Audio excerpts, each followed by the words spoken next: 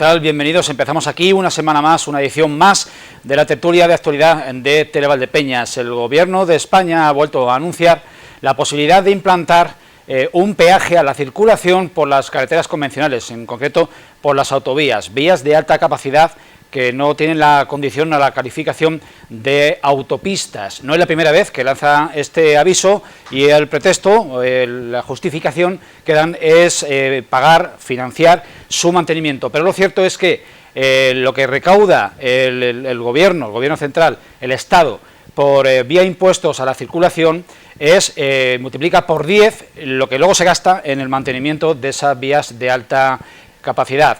En Castilla-La Mancha se ha aventurado, se ha aplazado, se ha dicho que ni a corto plazo ni a largo se contempla un horizonte con un pago por transitar por nuestras autovías en la comunidad autónoma. Pero lo cierto es que esa decisión no le compete a los gobiernos regionales, sino al Estado central. Vamos directamente, sin ningún preámbulo más, a presentar a la mesa de hoy. Fernando Prieto, ¿qué tal? Buenas tardes. Hola, muy buenas tardes. Bien. Alberto Parrilla, ¿qué tal? Izquierda Unida, muy buenas tardes. Muy buenas tardes. Muchas Ángel gracias. Luis Rivas al lado, sí, profesor de Filosofía. Buenas tardes. Bien, peaje. Esto vuelve a ser un globo sonda, vuelve a ser un sondeo, o tiene esta vez visos de veracidad, Fernando. Bueno, yo creo que la administración central, concretamente este gobierno, pues está necesitado de mucho dinero, de muchos cuartos, y se va a agarrar a cualquier posibilidad que tenga de recaudación. Esto ya lo ha lanzado varias veces, siempre ha tenido en contra prácticamente a todos los ciudadanos, y concretamente más al transporte, pero yo creo que esta vez sí que va bastante en serio, ¿no? La justificación es el mantenimiento, pero bueno, es un poco absurdo, ¿no? Porque ya pagamos impuestos para ese mantenimiento y para otras muchas cuestiones más. La cuestión es que, bueno, podrían ser mucho más claros y decir, pues necesitamos dinero, y como tal dinero, pues tenemos que subir el tema impositivo en España. Yo creo que lo mejor es decir las realidades y no andar con tapujos de esta magnitud. Ahora bien, ¿qué van a conseguir con esto? Pues que los impuestos lo pague al final el consumidor final, porque con esto va a conllevar de que todo va a subir, y en definitiva, al subir todo, el último pagano va a ser el último consumidor. En definitiva, el currito de a pie, el ciudadano, lo cual pues vamos a estar prácticamente igual, porque se disparará el IPC, se depreciará lo que gana uno con relación porque pagamos más impuestos, luego entonces vamos a quedarnos en la misma situación, nada más que el Estado recaudará más. Alberto, 1 céntimo por kilómetro recorrido. Viene a representar que si nosotros nos desplazamos siempre por autovía hasta Valencia, pongamos por caso que son, redondeando, unos 400 kilómetros, pagamos 4 euros. ¿Es una recaudación justa? Bueno, a ver, si lo planteamos de esa manera, bajo mi punto de vista podría parecer poco dinero desde el punto de vista de hacer un viaje puntual. 4 euros para ir a Valencia, bueno, vale. Pero claro, para ir a Valencia también tenemos que sumarle el precio de la gasolina, el precio del mantenimiento del coche, etcétera, etcétera. Al fin y al cabo esto es un aumento del coste del viaje, por supuesto. Y ya no solo tendríamos que plantear si vamos a Valencia, yo que sé, en cualquier caso los trabajadores que vayan a ir a su puesto de trabajo por autovías de gran capacidad, también va a haber que sumarles el día a día ese dinero que puede llegar entre 10, 20 o 30 euros al día, y que se podría al mes, perdón, y que se podría convertir en un auténtico problema. Esto no es nuevo, no es una cosa nueva. Yo también pienso que es un globo sonda que están volviendo a tirar. Ya lo vimos hace unos cuantos meses con el anterior ministro Ábalos, también Josep Borrell, cuando fue también ministro en 1991, ya decía o ya comentaba la necesidad de la implantación del pago, y en el gobierno de Rajoy también hubo varios informes, o se pidieron varios informes de cuál tendría que ser la posibilidad para esto. Es cierto que ahora mismo hay una dificultad para pagar el mantenimiento de toda la red viaria, pero habría a lo mejor que plantear cuál va a ser la financiación más allá de, en vez de cobrarle al consumidor, porque al fin y al cabo el consumidor no se le va a cobrar dependiendo de su renta, de lo que... No, se le va a cobrar a todos los consumidores lo mismo. Es una cosa que nosotros desde Izquierda Unida siempre vamos a estar en contra, principalmente porque creemos que los impuestos de los presupuestos generales del Estado, que son los que deberían de costear el mantenimiento de las autopistas o de las autovías, deben de salir a partir de impuestos progresivos, por supuesto. O sea, una tasa en función de la cilindrada o de la potencia del vehículo, ¿propones? No, yo estoy hablando de que el mantenimiento de las autopistas tiene que venir a cargo de los presupuestos generales del Estado. Si se necesita más dinero para mantener las autopistas, que aumente el presupuesto de ello, y si se necesita más dinero, si se necesita recaudar más dinero para esto, pues que se hagan los impuestos impositivos como se tienen que poner, de una forma progresiva, por supuesto. Ángel Luis, profesor, cuando regreses de vacaciones de tu tierra, en Galicia, a tu otra tierra, que es Castilla-La Mancha, sí, ¿te ves pasando por un peaje al entrar en el Paseo de las Tinajas? Pero lo que me faltaba ya. Vamos a ver, Santiago de Compostela, Coruña, 5 euros, si vengo por la autopista. Después está Guadarrama del tirón, Guadarrama 13 euros, si después me dicen que tengo que pagar, pues, y en total me sale la cosa como unos 30 euros, más 60 de gasoil en mi caso, 60 aproximadamente de gasoil, se me pone un viajecito en una pasta, claro, y la ida y la vuelta al final son como 300 y pico de euros. Es una locura absoluta, quiero decir, ya no saben cómo, efectivamente hace falta dinero posiblemente porque no hay dinero, sí que hay dinero, por supuesto que hay dinero, lo que pasa es que está donde no debe estar. Que ir a Valencia desde aquí un fin de semana a tomarse una paella, un día que salga un poquito el sol, cuesta 4 euros, aparte del combustible. Bueno, el combustible y el mantenimiento ya iban a ir, claro, eso ya el mantenimiento del coche, eso es independiente. A mí me parece, desde el punto de vista hasta simbólico, me parece una indecencia, es decir, que ya como ya no sabemos de dónde sacar dinero para financiar otro tipo de gastos, otro tipo de cuestiones, pues la sacamos directamente, vamos a robarle a los bolsillos del pobre, ¿está o no? En cuanto a la cilindrada del coche, bueno, pues yo qué sé, si una persona en un momento determinado se ha atrevido a meterse a comprar un coche un poquito más potente, por ejemplo, para ir más cómodo en él, o un coche un poquito mejor, tiene todo el derecho del mundo. Si ahora, vamos a ver, si nos queremos comprar coches seguros, si nos queremos comprar coches fiables, etcétera, etcétera, son más caros, ¿no? No tenemos derecho ahora porque encima nos van a cobrar más que a quien tiene un cochecito un poquito más modesto.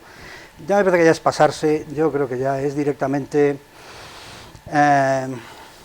extraer rentas vía impuestos directos, indirectos, y en todo caso lo que decían los compañeros de la mesa, si lo vas a hacer, hazlo de frente, quita la pasta mediante los impuestos directos y explícalo directamente.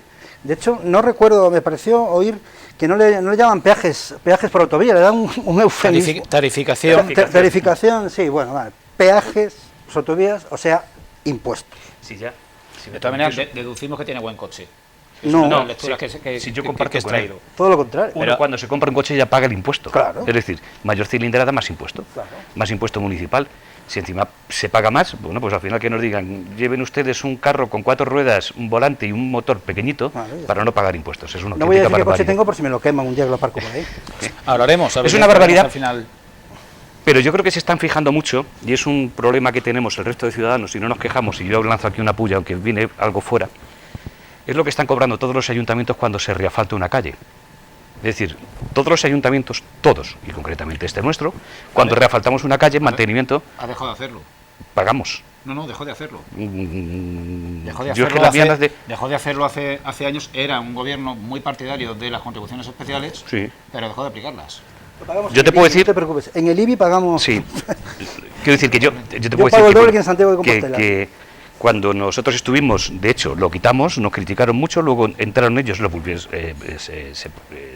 a implantar, y si la han quitado ahora, bueno, pues me alegro enormemente, pero que la mayoría de los municipios tienen, cuando se va a faltar una calle, las contribuciones especiales.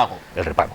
Es decir, y cualquier mantenimiento, pues entra dentro de lo que es el presupuesto general, o de la comunidad autónoma, o del ayuntamiento, o del Estado, que ya para eso se pagan impuestos, porque si no aquí pagaríamos, si se rompen las bombillas o las lámparas LED, habría que pagarlas por mantenimiento, o cualquier otra cuestión, habría que pagarla por mantenimiento, lo cual sería una auténtica barbaridad. Este país, este Estado, del cual forman parte las comunidades autónomas, viene asumiendo en los últimos 2 años un enorme gasto sanitario que es preciso sufragar. ¿No sería más propicio, más sensato y más real y más creíble decir exactamente en qué para qué hace falta recaudar más? Es que yo creo... No es conveniente engañar al pueblo, claro, como decía Condorcet en el siglo XVIII, casi XIX. No es conveniente engañar al pueblo. Dígasele directamente de dónde les va a sacar el dinero, de qué bolsillo, del derecho o el izquierdo, y en dónde lo va a gastar, claro que sí. Y si a mí me dicen que hay que aportar una cantidad a mayores para cuestiones de sanidad, evidentemente a nadie le gusta que le quiten más dinero del bolsillo, pero para eso, sí, ahora para las autopistas. Pero hay servicios que evidentemente sabemos que ningún servicio es rentable y hay que mantenerlo y hay que pagarlo. Y cuanto mejor servicio tengamos, mucho mejor. Pero bueno, si van de cara, yo creo que la gente será consciente y los pagarán. Mejor o peor, pero los pagarán. Pero si vienen engañando, si vienen... Pues la gente, pues a la es ciudadanía lógico que hay se que cabre. decirle la verdad, Claro. siempre. Segundo asunto, ¿alguno? Sí, es que creo que nos estamos olvidando de algunos factores y es que hay que ver que también es una promesa que el Partido Socialista ha hecho a Bruselas para poder recibir dinero de los planes de resiliencia. Eso también hay que tenerlo muy en cuenta. Sí, pero es ahí. Y luego, por supuesto, esto que posiblemente, si llega un momento, veríamos los detalles, según han dicho o han adelantado, a finales de año. No sabemos exactamente cómo va a ser, nos han podido dar algunas migajas, pero no tenemos ni idea ni el tipo de vía, ni si va a ser ni el precio, ni siquiera si van a contar a todos los tipos de vehículos, quitando excedentes de los coches eléctricos o no. Y luego, claro, también vamos a tener en cuenta que habría que hablar también con los trabajadores o con las empresas de transporte, las cuales tienen ahora mismo un poder muy fundamental. No hay nada más que ver lo importante que ha sido la empresa de transportes en el momento de la pandemia.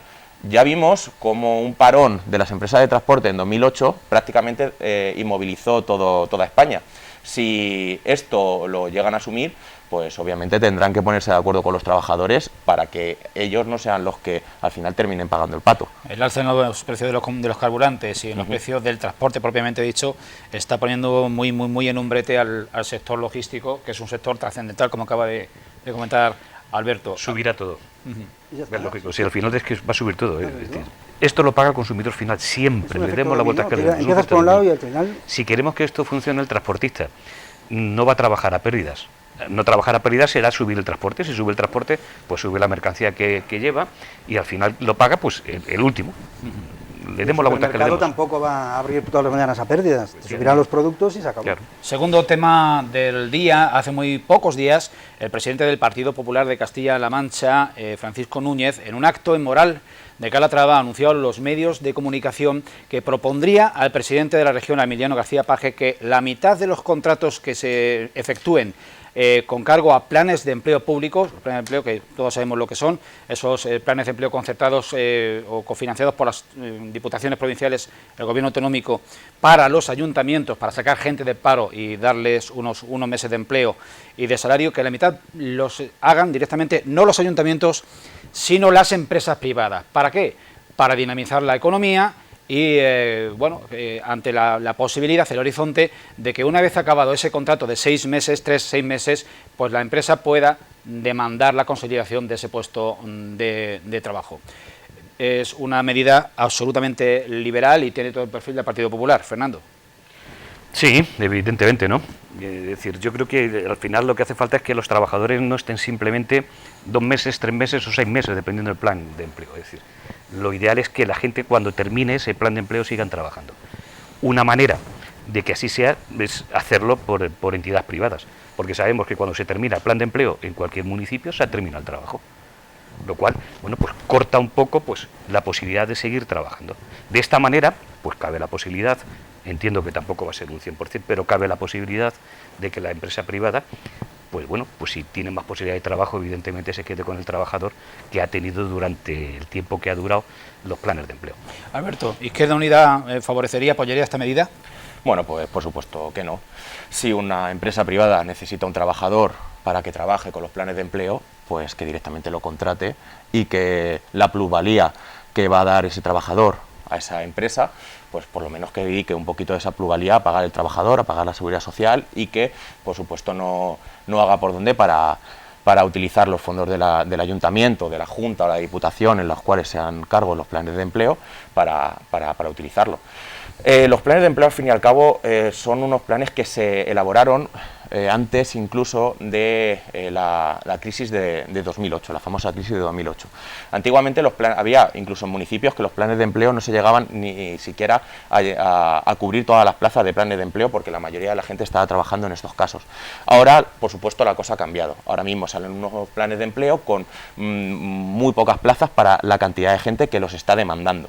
Entonces, pues es un parche que se hace o que lo hacen los ayuntamientos para poder sacar un poquito, que pueda sacar las familias el cuello de esta situación económica tan dramática que la tienen.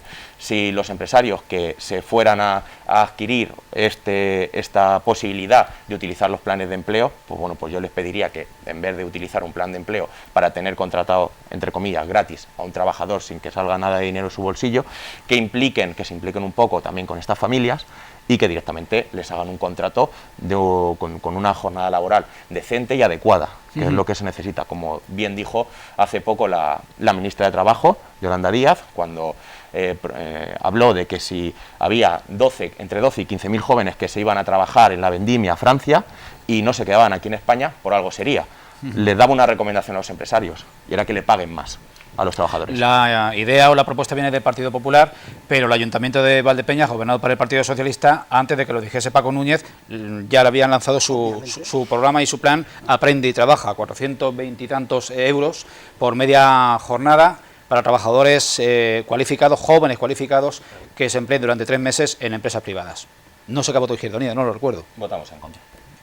Por lo que acaba de decir, entiendo. Es que un 50%, perdona que tengo que discrepar, un 50% no es un plan liberal. El plan liberal sería un 100%. El plan liberal sería un 100%. Bueno, pues un 50% es liberal literalmente un plan socialdemócrata. ¿Por qué? Porque tanto el PSOE como el PP dice que no, evidentemente, pero el PSOE reafirma sistemáticamente que sí, son partidos de fondo socialdemócrata. A mí particularmente, vía impuestos, vía reducción drástica de impuestos, es decir, yo lo que no creo es que se deba inyectar o que haga falta inyectar en las empresas pequeñas, medianas, grandes, presupuestos del erario, el erario. Ahora bien, con reducir los impuestos a las empresas a condición de que contraten con contratos a poder ser indefinidos y luego en las mejores condiciones posibles, no habría ningún empresario que se negaría posiblemente a duplicar, por ejemplo, su plantilla, siempre y cuando los impuestos que le fuesen a cobrar al final se quedasen en la cuarta parte. Si yo soy un empresario, tengo dos trabajadores, por poner un ejemplo, yo soy un empresario, tengo 2 trabajadores y a mí, ante la posibilidad de que haciendo fijos a esos 2 y contratando otros 2 fijos, por ejemplo, a la hora de la campaña de Hacienda, tengo que pagar 0 impuestos, y eso durante todo el tiempo en que mantenga 4 trabajadores con un contrato fijo, yo por supuesto soy el empresario y me lanzo. Y me lanzo yo, se lanza el otro, y cuando te das cuenta has reducido el empleo en España a la cuarta parte. Vamos a ver, de todas formas, en qué términos y cómo lo decía el presidente del Partido Popular hace unos días en Moral de Calatrava. El centro de Moral de Calatrava estaba especialmente concurrido el pasado sábado. El pueblo recuperaba su tradicional mercado de abastos después de más de un año en obras para recuperarlo del deterioro en el que estaba. El presidente del Partido Popular de Castilla-La Mancha, Francisco Núñez, asistía también a la inauguración del mercado y precisamente en materia de planes de empleo públicos, Núñez anunciaba que propondrá al presidente de la región, García Paje, que la mitad de los contratos de planes de empleo de la Junta los realicen las empresas privadas. Le pido que tome la decisión de que el 50% de los planes de empleo que van a poner en marcha en los próximos días desde el gobierno autonómico, que el 50% sean destinados a la actividad privada. El profesor Ángel Luis Rivas propone que en lugar de hacerlo vía subvención se haga vía fiscalidad, pero el resultado es el mismo. Es el mismo, es decir, si al final es un ahorro económico, da lo mismo que sea en especie o que sea trayendo. No es exactamente lo mismo, perdón. No, sí, quería decir que, bueno, que al final es una cuantía económica que favorece al definitivo a que va a contratar, que es lo que se pretende decir. Que el trabajo no sea una cuestión meramente subsidiada en el momento que lo tiene el ayuntamiento, es decir, 6 meses. ¿Y luego qué? Es decir, yo creo que lo que hay que hacer al trabajador es alargarle lo máximo posible. Y en relación a lo que decía la ministra de Trabajo y pagarle más, bueno, pues evidentemente, si aquí pagamos muchísimo más, pues evidentemente, posiblemente no se vayan. Pero un dato curioso, 12.000 trabajadores para la vendimia francesa, sobre más de 2 millones de jornales que se lleva la vendimia española, el porcentaje es irrisorio. Es decir, es una anécdota, es una gotita dentro del océano. Es decir, vale muy bien para quedar bien en algún foro, pero la realidad no es esa. La realidad es que, por ejemplo, en Valdepeñas hace falta gente para coger la aceituna y para coger la uva, y no hay gente. O sea, no es cuestión de pagar más o menos para cogerla, porque no se encuentra gente. Y desgraciadamente, pues se ven situaciones muy complicadas a la hora de tener que recoger cualquier cosecha. Si te vas a Andalucía, igual. Si te vas a Castilla y León, pues han tenido unos problemas impresionantes para cogerla. Y lo sabrá aquí. Y lo peor de todo, si lo analizamos, si hay 3 millones y pico de parados y se necesita en una temporada de agricultura, la que sea, se necesitan 100.000 personas para trabajar, algo falla en el sistema. Algo falla en el sistema. No es cuestión de subir más o menos. Porque también parece que el agricultor parece poco menos que somos delincuentes. Esta vendimia aquí en Valdepeñas, todos los viernes inspecciones de trabajo en la vendimia, con inspectores y con la Guardia Civil, poco menos que parecían delincuentes, donde allí llegaba. Y no lo sé si habrá habido sanción, creo que no, porque el agricultor, el propietario, el viticultor, lleva a la gente en condiciones. Ahora mismo ya no se arriesga nadie, aquí en Valdepeñas, hasta lo que yo conozco, a llevar a gente sin contrato, sin seguridad social, sin ningún tipo de... No saquemos temas colaterales. No, y generalmente pagando más, no, hombre, la relación de lo que... Sí, tiene conexión, pero... Claro, y sobre todo pagando más de lo que está ahora mismo cualquier convenio que hay en la agricultura. Eso también a modo de curiosidad. Muy bien. Bueno, yo, si me permitís, me gustaría contestarle un momento a Ángel, que ha comentado el tema del tema de los empresarios y dependiendo de si le ayudaría fiscalmente o no, pues él se lanzaría. Pero claro, habría que ver los beneficios que tienen tanto esas empresas o el margen de plusvalía que pudiesen hacer de esos trabajadores, porque claro, no es lo mismo una empresa que tengan 3 o 4 trabajadores que una gran empresa a la cual están pasando los becarios, porque eso es una cosa que ya estamos viendo continuamente. Cuando sale, por ejemplo, un becario y entra en una empresa privada, en muchas empresas, o en algunas empresas, están deseando que se vaya ese becario para acoger a otro y que tenga otros 6 meses. Es otro tipo de eso cuestión. Es otro tipo de cuestión, Claro, por supuesto, pero bueno, que esto de los planes de empleo podría hacerse lo mismo, se podría parecer en este caso. Bueno, con el tema de las inspecciones de trabajo, bueno, el hecho de que hayan aumentado las inspecciones de trabajo, yo creo que no debería ser una cosa para echarse las manos a la cabeza, y nadie está diciendo aquí que nadie sea ningún tipo de criminal ni nada por el estilo, pero también si se han aumentado las inspecciones de trabajo, también es cierto que se han visto la cantidad de problemas que aquí en Castilla-La Mancha no estoy hablando, que no he escuchado casos, pero sí, por ejemplo, con el tema de trabajadoras tanto de Murcia como de Extremadura, que se han visto casos incluso de explotación, casi rozando la esclavitud a personas que en muchos casos tenían unas condiciones económicas muy bajas y habitualmente han sido inmigrantes. Pues bueno, pues creo que las inspecciones de trabajo, si tú llevas a todas las personas que van a trabajar con contrato, que faltaría más que se llevase a un trabajador a trabajar sin contrato, que parece que eso es una cosa para echarse medallas. Eso es una cosa que debería de ser, por supuesto, cumplido por todo el mundo, porque la seguridad social, el tema de los seguros, si le pasa algún tipo de accidente, todo eso sin contrato, nos podemos buscar un lío gordo. También hemos visto hace poco menos de un año como la muerte de varios inmigrantes que estaban trabajando con unas condiciones pésimas. Creo que las inspecciones de trabajo no solo se tienen que realizar a los agricultores, por supuesto que no, habría que realizarlos también a las grandes empresas, habría que disminuir constantemente y continuamente el margen de mortalidad laboral que hay en España, que es mucho y muy alto. Unos minutos nos quedan para ir al descanso publicitario y vamos a tocar un tema sensible. Parece que se nos hace lejano, no se nos antoja un tema local, pero hay asuntos de interés general que tocan a todos los niveles, y uno de ellos es el del terrorismo. En esta semana hemos cumplido 10 años desde la declaración por parte de la organización criminal ETA del abandono definitivo de la violencia y de las armas, y es desde el partido EH Bildu, desde su portavoz Arnaldo Otegi, se ha anunciado en primer lugar, se ha dicho, se ha manifestado el profundo dolor pues, por un daño que no debiera haber sucedido nunca, y a renglón seguido, fruto de una filtración, le vemos hablando para los suyos y proclamando que es favorable, que es partidario, si no es que ya se esté haciendo, el hecho de ofertar un voto favorable a los presupuestos generales del Estado a cambio de un proceso de excarcelación de presos etarras. Así de sencillo, el debate se plantea en los términos de si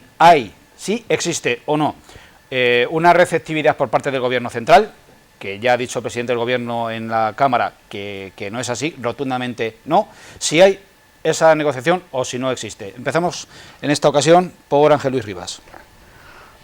Bueno, vamos a ver, yo viendo y oyendo a Otegi, yo me acuerdo cuando el atentado de Madrid, yo estaba trabajando en Toledo en ese momento, y entonces entre clase y clase me acuerdo que yo me desayuné con la noticia, tenía de fondo la tele, me desayuné con la noticia, me fui al instituto, empecé a dar clase allí, entre clase y clase íbamos oyendo por la radio. ¿Habla de 2004? 2004, sí. Bien. Entonces hay un momento, no me acuerdo entre qué clases era, que me dijeron unos compañeros, acaba de decir Otegi que ETA no había sido. Yo en ese momento les dije a los compañeros, algunos se enfadaron mucho conmigo, dije, pues si Otegi ha dicho que no ha sido ETA, no ha sido ETA. Después ya se puede andar dándole vueltas al asunto y en todo caso no lo reivindicaron ellos, no lo reivindicó ETA. Otegi no miente, nunca. Otegi es un zombie en el sentido de la canción de los Cranberries, ¿no? O sea, ¿qué tienes en la cabeza, zombie? Otegi no es capaz de mentir, no sabe mentir, no tiene nada en la cabeza, no tiene la racionalidad suficiente como para inventarse una historia. Si Otegi dice lo que le dice a su gente inmediatamente después, es así de claro. No hay negocio posible, no va a haber negociación posible. No creo que tenga tiempo para leer un párrafo de un extraordinario, magnífico libro de Kepa Aulestia, en su día pues diputado de... Seguramente merezca la pena. Pues lo leo. El libro se titula Historia General del Terrorismo, Kepa Aulestia, y en el capítulo dedicado a ETA al final dice: la perplejidad y la impotencia dominan hoy tanto en ETA como en sus aledaños. Es un libro de 2006, si no recuerdo mal, 2005, hace 16 años, ¿no? Antes de la supuesta finalización de las actividades, etcétera, etcétera. La perplejidad y la impotencia dominan hoy tanto en ETA como en sus aledaños. La organización terrorista vasca se enfrenta a su difícil final. Un final difícil porque su propio agotamiento impide que tenga la entereza de adoptar la decisión de desaparecer.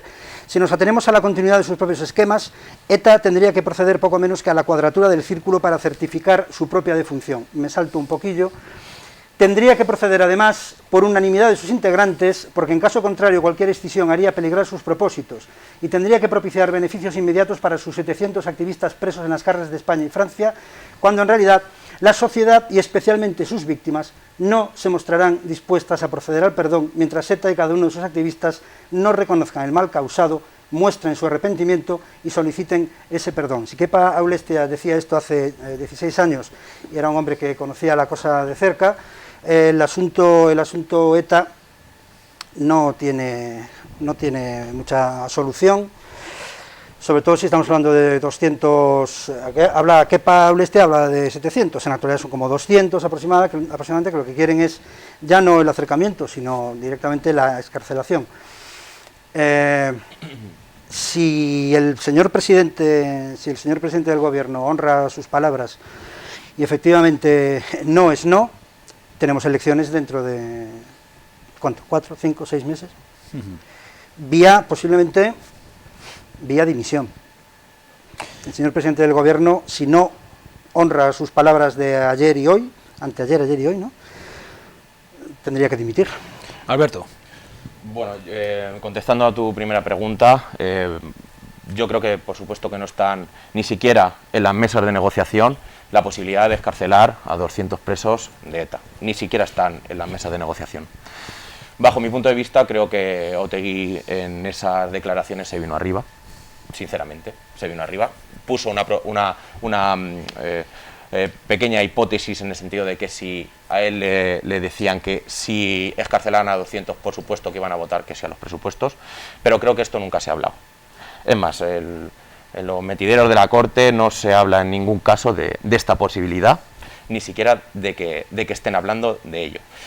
De otras cosas pueden estar hablando, del acercamiento de los presos pueden estar hablando, yo no... No, sería un proceso. Sería un proceso, por Aprobamos supuesto. los presupuestos y al día siguiente los 200 criminales a la calle. No, vamos a ver. Esto es una cosa que no se va a dar.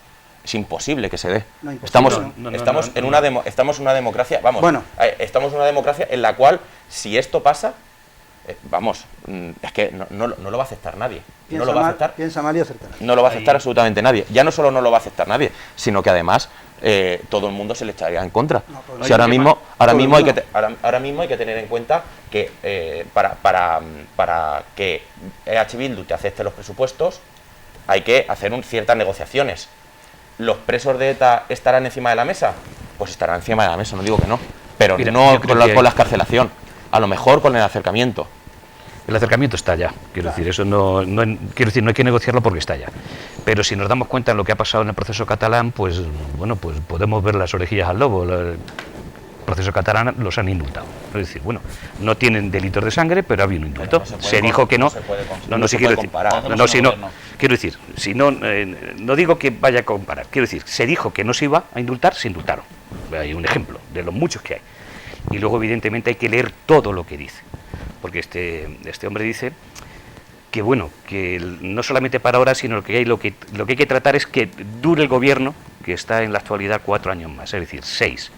Porque, hombre, evidentemente no van a escarcelar a los presos mañana, pero sí puede haber una remodelación del Código Penal, que es por donde puede ir la vía, un cambio legislativo por el Código Penal, que cuando está dado cuenta está colocado de rondón, y evidentemente las condenas son de otra manera, han cumplido los años pertinentes de cárcel y están en la calle.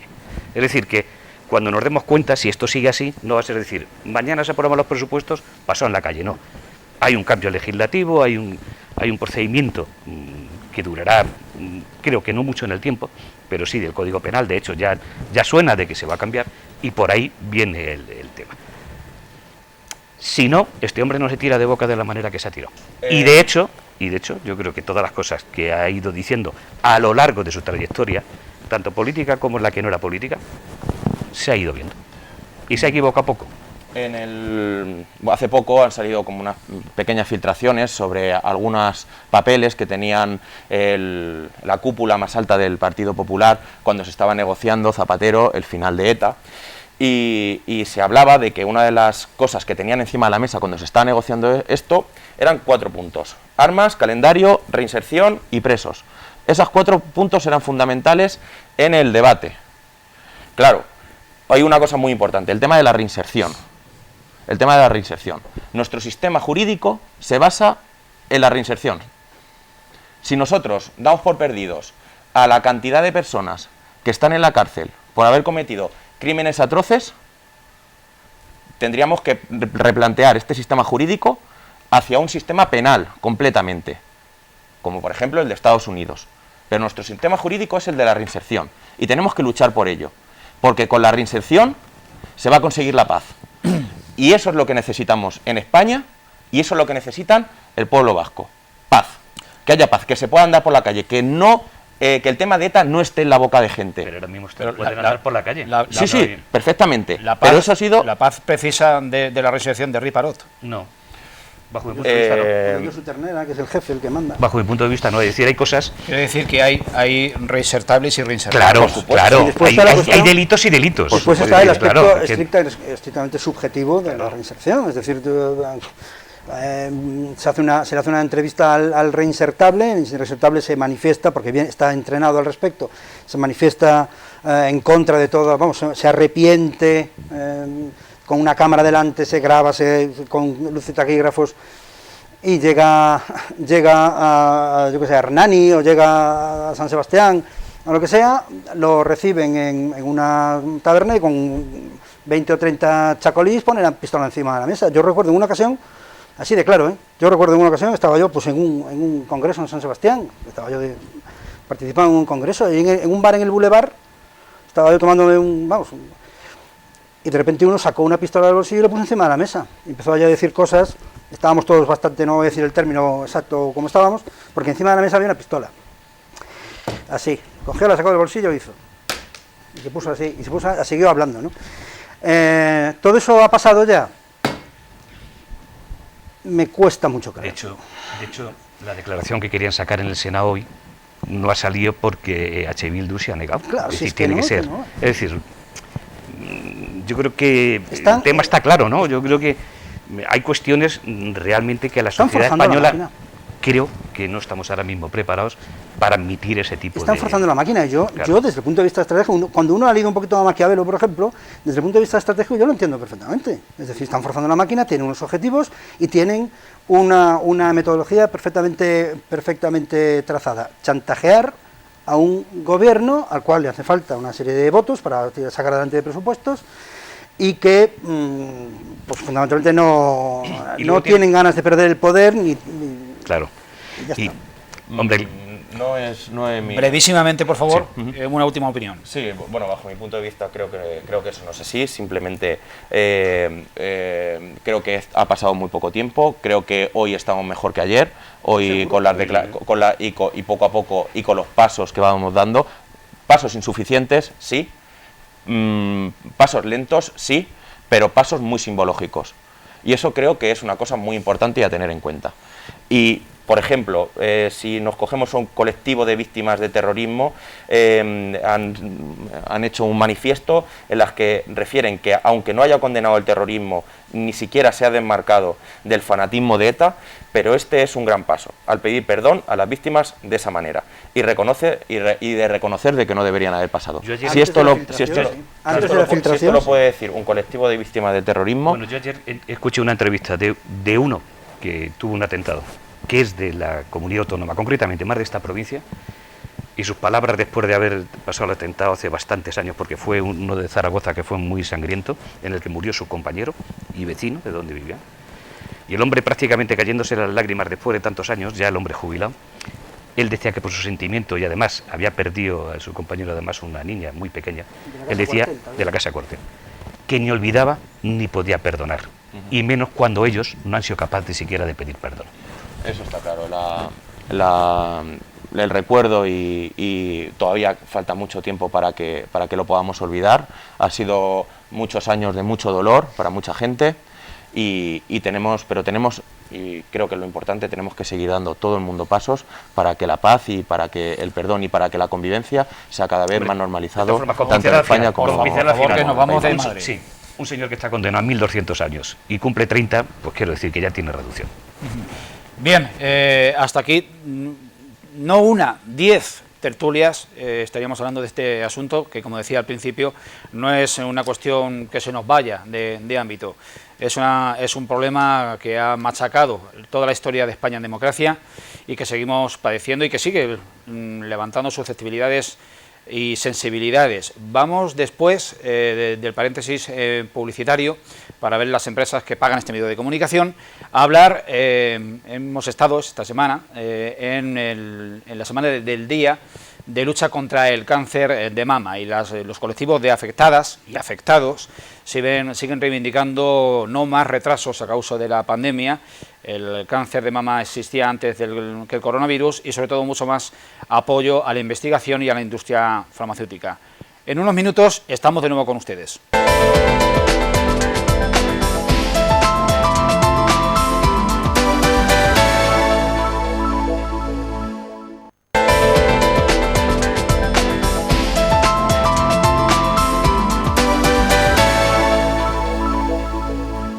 19 de octubre, anteayer, Día Mundial de Lucha contra el Cáncer de Mama. La Asociación Rosae, de personas afectadas de cáncer de mama, se reunían, nos citaban el pasado domingo en la Plaza de España para dar lectura al manifiesto de la Federación Española de Mujeres Afectadas por Cáncer de Mama y pedían varias cuestiones fundamentales. En primer lugar, el stop al retraso en la atención y en el diagnóstico y tratamiento de las mujeres con esta enfermedad, mucho más apoyo a la industria farmacológica, farmacéutica y el refuerzo de la sanidad pública, entre otras muchas reivindicaciones cifradas en esta efeméride del 19 de octubre.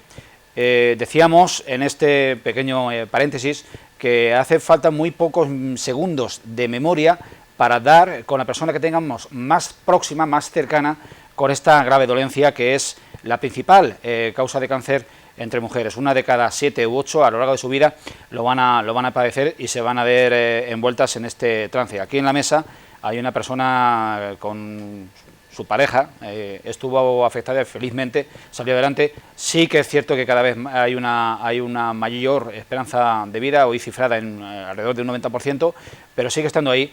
Y estamos en un momento sensible, porque los retrasos en atención a las personas con cáncer de mama, pues sigue estando ahí por culpa de la pandemia de la COVID y es prácticamente inevitable.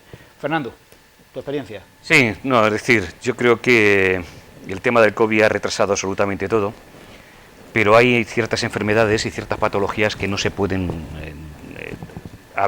aparcar, porque traen la muerte lo mismo que ha traído el COVID. Y parece ser que el COVID era el más mortífero de todos y el cáncer sí que mata. Y ha habido retrasos importantes, por no decir retrasos preocupantes, ¿no? Es decir, una cosa son los controles cuando ya está muy avanzado el procedimiento, que ya prácticamente está curado, están en proceso de revisiones o dar de alta, y otra cosa es cuando estás en periodo prácticamente de detección o prácticamente de diagnóstico. Cuando un cáncer se diagnostica tiene que ir muy rápido, porque en la rapidez puede pasar, porque hay tumores que son muy agresivos, muy rapidísimos en su actuación, y puede pasar de que sea un cáncer, de que tenga solución rápida y prácticamente cualquier intervención que no sea muy invasiva, a que sea una intervención muy invasiva, con el problema que conlleva, psicológico, farmacológico, de tratamiento, a que sea incluso con metástasis, a que sea prácticamente, pues nada, un tumor que se puede corregir en poco tiempo. Por eso sí que hay que llamar la atención que en todo tipo de cáncer, pero fundamentalmente en el de mama y el de colon, puesto que son los dos mayoritarios del cáncer que tenemos en la sociedad, que se siga trabajando en ellos, en investigación, aunque yo creo que no se para, pero se necesita mucha más, y evidentemente que la sanidad, bueno, pues ahora que parece que estamos un poco más despejados del COVID, vuelva a retomar el tema en cuanto a control y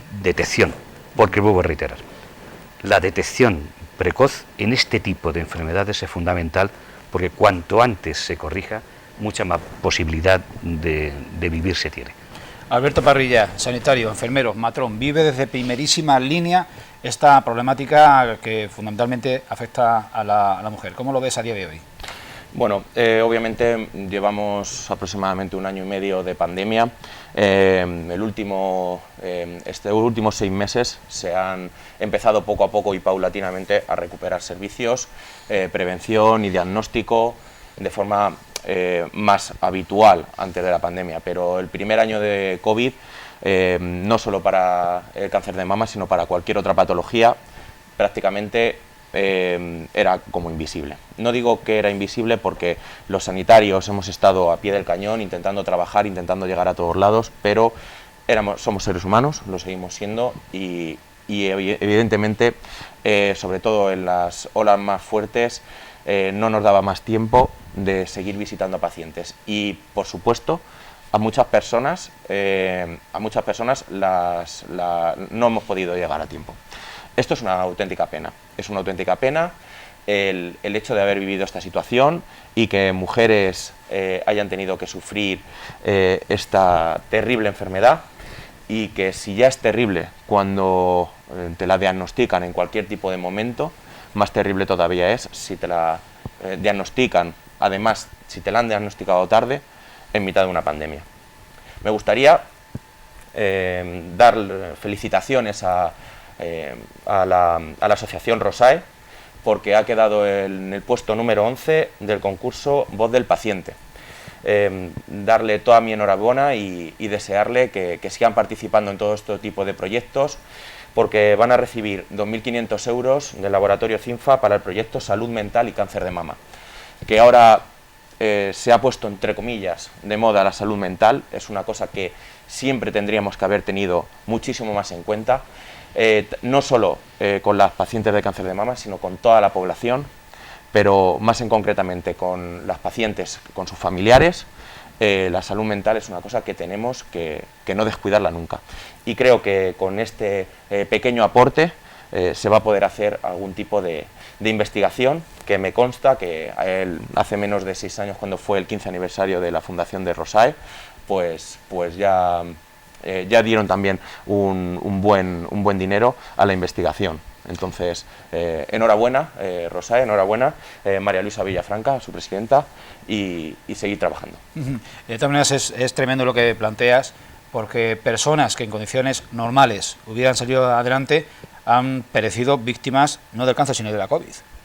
Efectivamente, porque los factores de riesgo son algo determinantes en esta enfermedad, en esta pandemia que hemos tenido. Hemos visto como una persona completamente sana podía pasar el COVID completamente asintomático, sin ningún tipo de problema.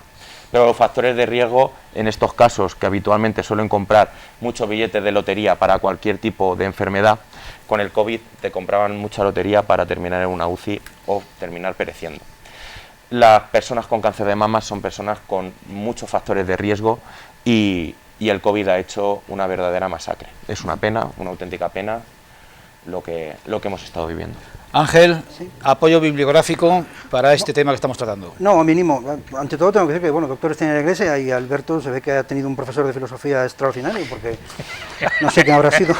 Pero bueno, se le nota que de lo suyo sabe. Además es curioso porque él recordará, porque ese profesor seguro que nos enseñó estupendamente, la figura de Sócrates, ¿no? Sócrates era partero, ¿no? Partero, solo que en lugar de ayudar a parir niños, pues ayudaba a parir ideas. Supongo que aquí recordamos todos aquella época en la que aparecían esquelas en los periódicos y decían, en el día de ayer falleció después de una larga enfermedad, ¿no? Cuando era una larga enfermedad era siempre el cáncer, lo que pasa es que no se mencionaba la larga enfermedad, ¿no? En ese sentido es muy curioso leer un libro de 1977 de Susan Sontag, la extraordinaria intelectual, la pareja de Anne Leibovitz, la fotógrafa, un libro de 1977, ni más ni menos, La enfermedad y sus metáforas, que en español se publicó después también con El SIDA y sus metáforas. Y uno lee, es curioso, ¿no? Porque uno lee este libro de 1977, escrito por una intelectual, y se ve el cambio extraordinario que hay de perspectiva entre el 77 y la actualidad a la hora de hablar del cáncer. Es una intelectual que además murió, creo recordar, precisamente de un cáncer también hace unos años, y ella aún hablaba del cáncer, el cáncer y la tuberculosis, pero hablaba como esa enfermedad que en cierta medida causaba hasta casi como una cierta vergüenza, ¿no? Era algo así como una especie como de maldición. Bueno, a Fernando se le ha preguntado directamente y sin ningún tipo de problema ha empezado a hablar sobre el asunto. Yo creo que esto es lo más importante de todo. Estamos en el año 2021, se nos ha juntado el asunto de la COVID, un desastre absoluto, sobre todo por eso, porque ha enmascarado otros problemas, pero por lo menos sí que podemos tener la satisfacción de que se ha producido un cambio muy grande en la sociedad y que ahora, si tenemos que hablar del cáncer, hablamos con casi total normalidad. No es agradable, por eso me encanta oír a Alberto con esa profesionalidad y explicarlo todo estupendamente. Y yo creo que tenemos que seguir por ahí. No voy a leer de Susan Sontag, porque es precisamente, porque sería dedicarle demasiado tiempo tal vez a esta tertulia, pero yo sí que recomiendo que se lea, aunque solo sea para comprobar cómo efectivamente, evidentemente el cáncer es un horror, es la enfermedad extrema, la enfermedad radical, una enfermedad que lleva acompañando, hay 2 o 3 libros de historia del cáncer, que lleva acompañando a la humanidad desde que se empezó a identificar. Hipócrates habla ya del cáncer, ¿no? Pero el primer paso efectivamente para poder abordar una curación suficientemente eficaz del cáncer es poder hablar con tranquilidad de él, poder afrontar el asunto con rigor, con cientificidad y sobre todo poder, como ciudadanos, reclamar a quien maneja el erario más inversión e investigación, por supuesto. Cuando el cáncer era algo vergonzoso, evidentemente no salía la gente a la calle, como salen las mujeres, los hombres de Rosae, a reclamar investigación. En menos de un año, en nada de tiempo se consiguió una vacuna, o 2, 3 vacunas suficientemente eficaces para la COVID. El cáncer lleva como 2.500 años identificado y no hay quien lo pare. por eso hay que seguir investigando. Yo espero que, en este sentido, la habitual racanería del gobierno con respecto a la ciencia en España, que inventen ellos, vayamos mitigándola un poquillo. Sí, yo apostillar lo que habéis dicho los dos. Es un tema que todavía hay medios de comunicación o familias que dicen que mueren de una larga enfermedad. Yo creo que es un error, Yo creo que dándole visibilidad a las cosas, la gente las empieza a entender mejor y se puede exigir más. Si una cosa la tratas de ocultar, al final pues ni se puede exigir ni se puede plantear lo que es. Es decir, yo creo que la enfermedad del cáncer es como cualquier otra enfermedad, con más posibilidad de muerte, evidentemente, no hay que negarlo porque es así, pero la COVID la hemos tenido, hemos hablado mucho sobre el COVID y el COVID ha matado, y se habla con mucha libertad. Por lo mismo que se ha hablado del COVID con mucha libertad, pues creo que se puede hablar del cáncer con toda la libertad del mundo, y quien lo padece, que es mucha población en el mundo, pues bueno, yo creo que si entre todos hablamos y entre todos damos un empujón, no creo que vaya, y ojalá saliese una vacuna, no digo ya en 6 meses, ojalá y saliese en 3 o 4 años, o 5, que algo mitigase esta situación, pero que bueno, creo que poniéndolo sobre la mesa hay muchas más posibilidades que ocultándolo. Y vuelvo a reiterar, hay mucha gente que lo oculta y creo que es un error. Minutos siguientes para comentar algo muchísimo más grato.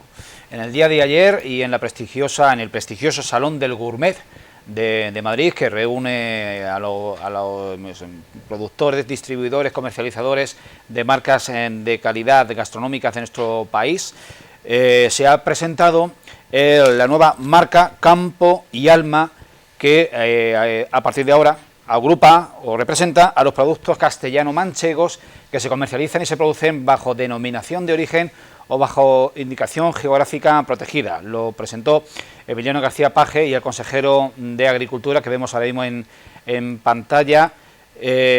Bueno, pues cuestión fundamental, se van a invertir 600.000 euros en publicitar esta marca de calidad Campo y Alma en los siguientes soportes, o sea, directamente en las grandes superficies, en las tiendas especializadas, en los canales de distribución y en las zonas más concurridas de las estaciones de metro de Madrid, de Valencia y de Barcelona.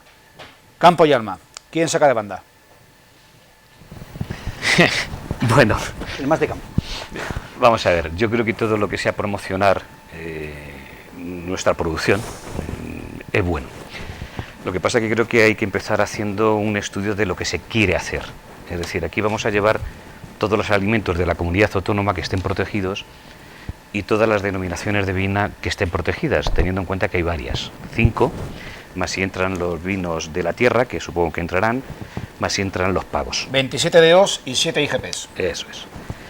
Es decir, eso dentro de un paraguas va a haber mercados que sí lo van a asimilar y mercados que no lo van a asimilar. Es decir, porque tú puedes llegar a un mercado para que digan Campo y Alma, sí. Y entran, por poner un ejemplo, por no poner a otro, el vino de Valdepeñas con el resto de vinos de la comunidad autónoma. Potenciar todos los vinos bajo un paraguas de distintas denominaciones puede llegar a un momento en que entre esa competencia entre dentro de las propias denominaciones. Porque en general los vinos, todas las bebidas funcionan por sustitución. Eso hay que dejarlo muy claro. Y el que coloca una botella aquí, el que la consume aquí, se la está quitando a otro. El que va creciendo, se la está quitando a otro. Es decir, por eso hay que tener mucho cuidado ante esta situación, porque es muy difícil que lleguemos nosotros y se lo quitemos a Rioja. Y como anécdota al tema, Rioja, hay años solamente una denominación de vinos. Rioja, hay años que en promoción se gastan 4 millones de euros. Una comunidad autónoma, uniprovincial, para un producto de una denominación de origen. Es decir, que si aquí decimos que 600.000 euros es una cantidad buena, no hay que negarlo, pero que si lo comparamos con una que solamente lleva un producto, nos quedamos bastante ridículos. 600.000 euros para la comunidad autónoma, llevando 20 y tantos productos, se ha quedado un poquito cojo. Evidentemente, todas las ideas que sea para promoción, yo las veo bien. Luego, si no se solapa con la promoción que van a tener cada uno luego independientemente, se harían más refuerzos, pero creo que la cuantía económica es relativamente poca, por no decir prácticamente nula. 600.000 euros para promocionar, nos vamos a quedar en una anécdota en circuitos muy pequeñitos. al exterior no vamos a tener capacidad de salir. Ha hablado una voz facultada porque estuvo durante muchísimos años al frente de la denominación de origen Valdepeñas y sabe un poquito de promocionar productos con un sello y una garantía de calidad. ¿Opiniones al respecto? Sí, bueno, a mí lo que sea acercar productos de la tierra, productos manchegos a cualquier parte, no solo de España, sino también del mundo, es una cosa que siempre nos va a beneficiar, tanto a todos los vecinos y vecinas de Valdepeñas, por supuesto, y también, por supuesto, ¿por qué no decirlo?, también para que sean más valorados incluso por las personas locales, para que consumamos también productos de la tierra, productos cercanos y que hayamos hecho. Con el tema de la promoción, a mí me resulta un poco ilógico que utilicen estas plataformas, teniendo en cuenta que ahora mismo el marketing más brutal se produce a través de las páginas web, a través de unas promociones importantísimas en unos marketplaces de competencia brutal. Entonces, bueno, pues tal vez esta publicidad sea relativamente corta, el hecho de hacer una inversión de 600.000 euros. Es posible que se nos quede coja. Hay que ver que acaba de estrenarse, como quien dice, esta marca, esta Campo y Alma, y tenemos que ver cómo va funcionando en los grandes mercados.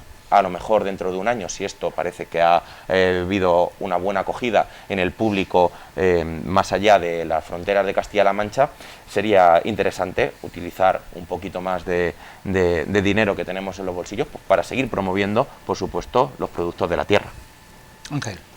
Sí, bueno, los cálculos que ha hecho Fernando me han parecido realmente espectaculares. Es decir, si en la Rioja dijiste 4 millones, ¿no? 4 años de más. Sí, son casi 7 veces 600.000, ¿no? 6 por 6, 36, son 6 y pico veces.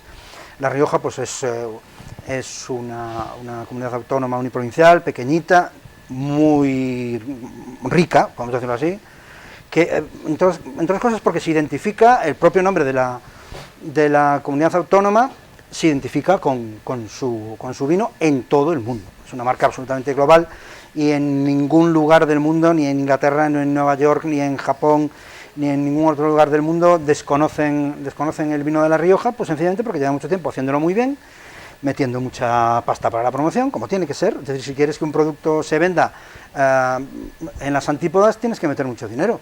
Sale rentable. Yo creo que 600.000 euros para la promoción, no solo de un vino, porque claro, si fuese 600.000 euros para promocionar el vino de Valdepeñas, pues a lo mejor estaría bien, ¿no?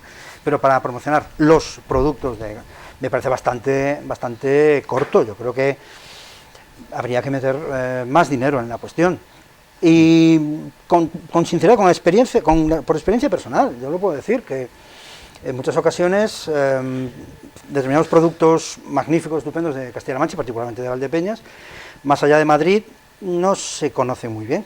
Más para arriba de Madrid no se conoce muy bien, ¿no? Y no compiten absolutamente en ninguna medida, por ejemplo, el vino con los vinos de La Rioja. Lo cual me parece una injusticia, porque yo no me voy a meter aquí a enologías finas y elegantes, pero hay vinos de Valdepeñas que están a la altura de los Riojas, claro. Sí. No ya los 600.000 euros de Campo y Alma, sino los 4 millones de euros de Rioja se quedan a años luz de la inversión anual rutinaria de cualquier firma cervecera en nuestro país. La cuestión sería, una de las cuestiones a plantear, la imagen de Campo y Alma. Yo imagino que tú lo ves con ojos distintos, Fernando, por tu experiencia, a conforme lo vemos los demás. ¿Crees que realmente transmite el vínculo de esa nueva marca y de ese nuevo nombre, claro, es que a la idea de Castilla-La Mancha? Es que es lo que he dicho al principio, no sé qué tipo de estudio han hecho para tratar de hacer una marca que identifique la comunidad autónoma con eso. Es decir, aquí entiendo que lo que pretenden es que se identifique la industria agroalimentaria, en definitiva, prácticamente, con esa marca. Porque aquí lo que se está llevando, si vemos eso, va a ser desde jamón, queso, vino, aceite, azafrán, es decir, los productos estrellas. Entiendo que van a ser por esa línea. Y claro, cuando tú quieres hacer un paraguas de todo eso es porque quieres identificar esos productos con esa marca concreta. Eso, iniciarlo en un mercado, eso cuesta una barbaridad. No nos engañemos, porque estamos iniciando algo nuevo para introducirlo en el mercado. Y luego, independientemente, cada uno va a tener su propio corazoncito y quiere destacar su propio producto. Y eso es complicado. Eso, para que nos hagamos una idea haciendo una comparación, es decir, el ICES español es producto español y luego dentro del paraguas español cada comunidad autónoma o cada producto venderlo. Instituto de Comercio Exterior, claro, dices. pero si nos vamos a lo que pone el Instituto de Comercio Exterior de embajadas, intercambios y demás, comparado con esto, imaginaos hasta dónde podemos llegar, ¿no? Es decir, se queda muy cojo. Y ojo, tenemos una comunidad muy grande y tenemos primero que tratar de identificar los productos de Castilla-La Mancha para poderlos poner en conjunto. Si no los identificamos dentro de Castilla-La Mancha, el producto va a ser muy difícil luego de venderlos como tal. Si aquí no somos fuertes en decir, por ejemplo, que el azafrán es el que se produce en Castilla-La Mancha, porque el queso se va a vender solo, pero vino, hay varias denominaciones de origen muy pequeñitas que va a costar más identificarlas con la comunidad autónoma que otras grandes. Es decir, que ahí son trabajos cuanto menos complicados de vender al posible comprador, porque esto al final tú lo que quieres es vender imagen para que se venda producto. Quizá que la campaña sea, o la dinámica sea distinta de lo que estamos planteando y lo que se proponga sea una especie de partener. Sí, al principio yo entiendo que van a querer hacer eso, van a querer identificar una marca concretamente con la comunidad autónoma que representa los elementos top de la Quiero decir que la semana que viene ya estamos citados, los medios de comunicación de la provincia de Ciudad Real, a una jornada donde se nos va a hacer, a mostrar todo el proceso de producción, de uso y de comercialización del azafrán con denominación de origen castellano-manchega. Es decir, se propone la marca Campo y Alma para que cada uno de los productos con IGP o con DEO pues hagan uso de ella y hagan su propia autopromoción. El azafrán ya lo he utilizado. Irrevocablemente, ineludiblemente nos estamos obligados a no dejar en el tintero hablar de la denominación de origen Valdepeñas. ¿Qué puede hacer la denominación de origen Valdepeñas sin entidad administrativa propia, sitiada y tomada y dirigida y tutelada por la Consejería de Agricultura, y en una dinámica, permitidme que me dirija de nuevo a Fernando, donde no existe, o sea, una denominación de origen completamente en stand-by y sin funcionamiento de sus órganos? Pues prácticamente nada, es decir, si partimos de esta base de promoción, nada, porque, por ponerte un ejemplo, este año no han cobrado ni siquiera tasas, es decir, no hay fondos. Si no hay fondos y la propia administración a la que tutela no tenemos capacidad de haber pedido fondos a Focal, que es el que daba antes fondos para hacer promoción. Si no hacemos promoción, evidentemente poco a poco vamos a ir perdiendo situación y perdiendo visión en el mercado, y vamos a dejar de que sean las marcas las que tutelen la denominación. Yo con esto no digo ni que sea bueno ni malo, pero vamos a llegar un momento a la discusión de que qué va a ser más importante, si las marcas o la zona de protección. Y eso es una cuestión que si no hay protección va a llegar a darse. Es decir, si aquí las grandes empresas, al no tener tutela, pues van a tener que hacer su propia promoción, la marca como tal de denominación de origen se irá poco a poco perdiendo. Bien. Y eso va a ser algo que lo vamos a pagar caro. Si esto no lo solucionamos pronto, Valdepeñas va a perder el carro con respecto al resto de denominaciones de origen, con el consiguiente problema que eso trae. Antes de que demos paso a un brevísimo tema final, ¿algún apunte más sobre este tema? Ángel, Alberto. Está perfectamente explicado. Bajo mi punto de vista, creo que es necesario, muy necesario, tomar ya cartas sobre el asunto, poner ya un punto y final a este desbarajuste que tenemos en la denominación de origen Valdepeñas, que está y tenemos claramente seguro quiénes son los culpables de haber quemado esto, y hay que tomar medidas ya, por supuesto. Yo creo que el concepto estupendo que nos viene aquí ahora es si los organismos superiores no ponen en marcha lo que deben de poner en marcha para promocionar los productos de Valdepeñas, lo único que le queda a las empresas es la insurrección. La insurrección, ponerse de acuerdo para insurreccionarse y promocionarse por su cuenta, prescindiendo de subvenciones, prescindiendo de permisos, ir a donde haga falta, poner carteles por donde haga falta, organizar exposiciones. En Madrid, en la Gran Vía, hay un local, bajando hacia la Plaza de España a la izquierda, a los de los teatros, hay un local que hace esquina además, de una especie como de oficina de turismo de Castilla-La Mancha. Sí, está siempre vacío, está siempre vacío. Es una cosa bastante triste porque está ahí los cartelitos, los productitos, tal y cual, y no entra nadie. A lo mejor lo que hace falta es poner en marcha esto, pues una cosa por el estilo, que en lugar de poner productos de Castilla-La Mancha, ¿qué? Valdepeñas. Venga a conocerla. Bien, Dicho esto, vamos a dedicar un minutito final en esta tertulia que ya se está alargando a una cuestión que puede aparentar anecdótica, nada más lejos de nuestra voluntad que el generar algún tipo de alarma infundada, lo sería, pero vamos a comentarlo. En la última semana, en menos de 7 días, han ardido espontáneamente, entre todas las comillas del mundo, 2 vehículos en la vía pública de Valdepeñas, que se autocombustione un vehículo, un coche, un turismo, por per se, a todos se nos antoja complicado, una posibilidad muy remota, pero que ocurra 2 veces ya es otra cosa. Entonces, tenemos un problema de orden en nuestra población por este asunto. Se están imitando conductas que estamos viendo en los grandes medios de comunicación. ¿Alguien se cree que esto sea algo fortuito? Yo creo que es una epidemia simbólica típica. Vemos, incluso puede ser que, hace un rato lo comentábamos, puede suceder, el primer caso puede suceder de manera espontánea, algún dispositivo del motor en mal estado empieza a arder, inmediatamente pues siempre hay gente que entiende que qué divertido tiene que ser provocar esto en otros 2, 3, 4 coches. Esto de la pandemia y todo esto de la represión de la espontaneidad de los individuos, con toda la lógica en muy buena medida, está llevando que efectivamente la gente está buscando por dónde expandirse, y lo estamos viendo en botellones absolutamente descontrolados.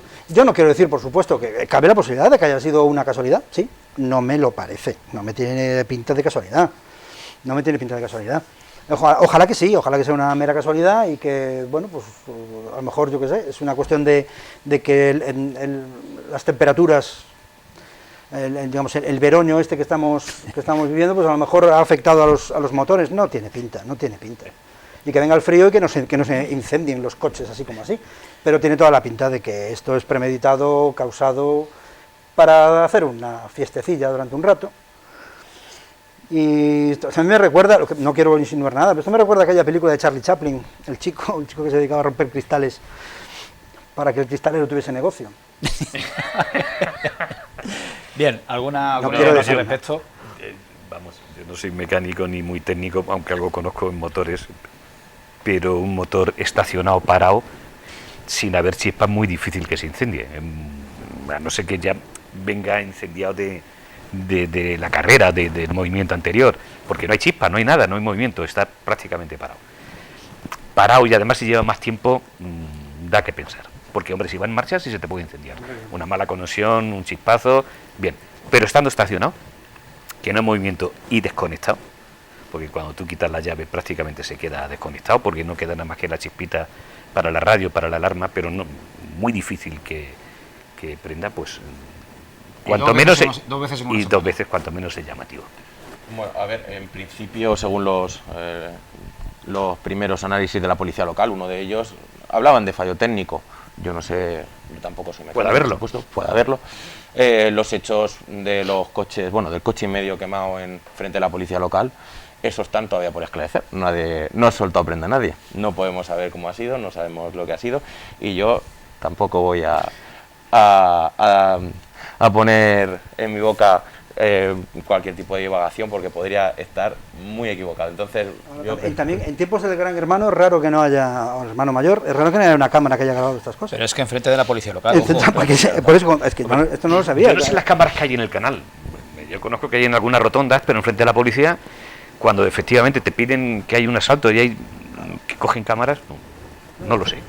Bueno, esperemos que pronto se esclarezcan estos hechos, y si hay algún gracioso o alguien es culpable de hacer esto, pues que por supuesto hombre, es que ya vamos a vandalismos ya de cierto nivel, es decir, ya esto ya es muy preocupante.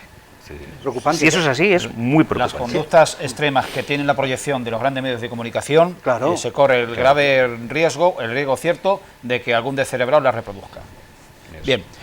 ¿Tenemos epílogo literario? Sí, además, hoy realmente vengo muy contento de poder presentar este libro, que es un libro magnífico, no diré no diré maravilloso porque bueno, tiene sus determinadas cuestiones con las cuales yo no termino de estar de acuerdo, pero en principio son casi 600 páginas, estoy de acuerdo con 580.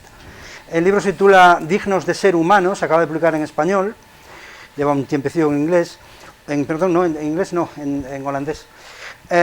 Dignos de ser humanos, una nueva perspectiva histórica de la humanidad, y es una nueva perspectiva histórica de la humanidad, efectivamente, el autor es Rutger Bregman y está publicado por la editorial Anagrama. Es un libro magnífico, magnífico. Este libro el año que viene va a ser de lectura obligatoria en mis clases, sobre todo si lo bolsillizan pronto, que eso es lo que espero, que lo pongan más baratito. Bueno, un libro extraordinario, magnífico. Voy a leer dos fragmentos rapidísimos.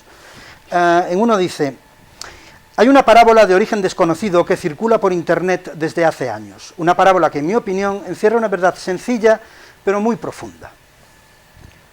Un abuelo le dice a su nieto: dentro de mí hay una lucha despiadada entre dos lobos. Uno es malo, agresivo, avaricioso, celoso, arrogante y cobarde. Y el otro es bueno, tranquilo, amable, modesto, generoso y digno de confianza.